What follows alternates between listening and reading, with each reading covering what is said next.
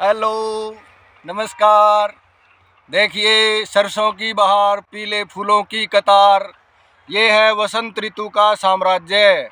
और कल वसंत पंचमी थी, इसलिए कुछ वसंत पर जानकारी हम बच्चों को और अपने सब्सक्राइबर को देना चाहेंगे कि वसंत को ऋतुराज, ऋतुपति कहा जाता है। ये सभी ऋतुओं का राजा है, सभी ऋतुओं में श्रेष्ठ है।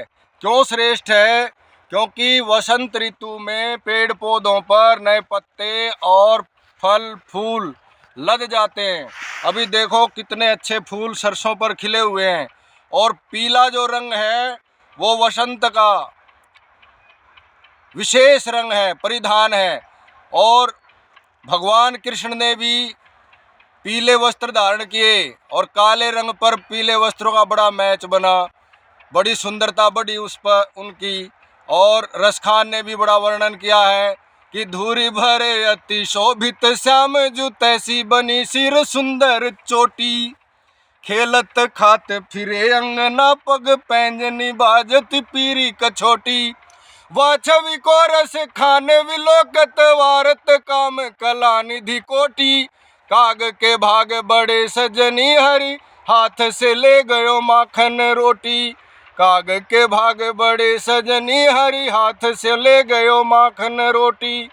तो रसखान ने इस पद में बताया है कि भगवान कृष्ण के अंग में पीली कछोटी, पीली कछनी बड़ी शोभायमान होती थी और उन पर बड़ी सुंदर लगती थी।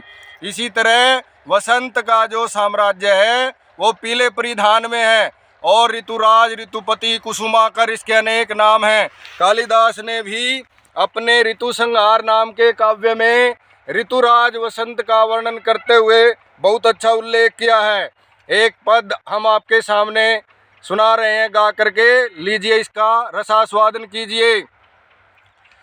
द्रुमा स पुष्प सलिलम स पद्मम, स्त्रिय स कामा पवन सुगंधी, सुख प्रदोष दिवसाश्च रम्या, सर्वं प्रिये चारुतरम वसंते।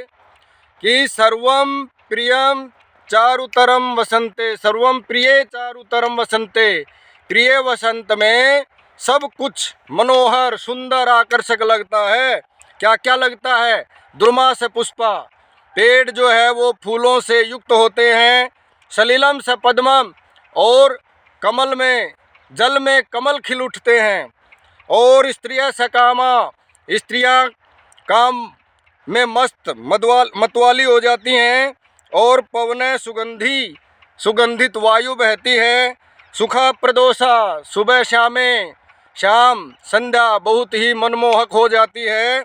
दिवसाश्च रम्या, और दिन बड़े ही रमणीय सुंदर लगते हैं। सर्वम प्रिय चारुतरम वसंते, वसंत में, हे प्रिय वसंत में सब कुछ सुंदर लगता है, सब कुछ मनोहर होता है।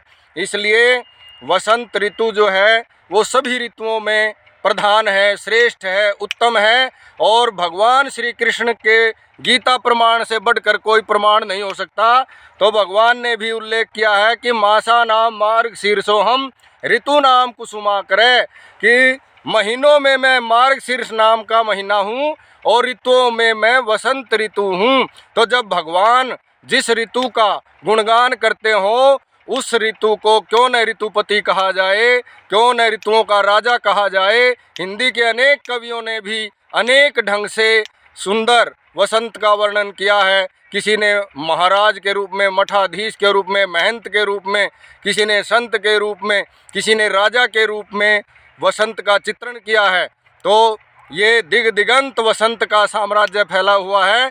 ऐसी वसंत ऋतु में सब कुछ मनमोहक हो जाता है। प्रकृति का आनंद लीजिए और वसंत का स्वागत कीजिए। धन्यवाद। जय हिंद, जय भारत। जय भारत।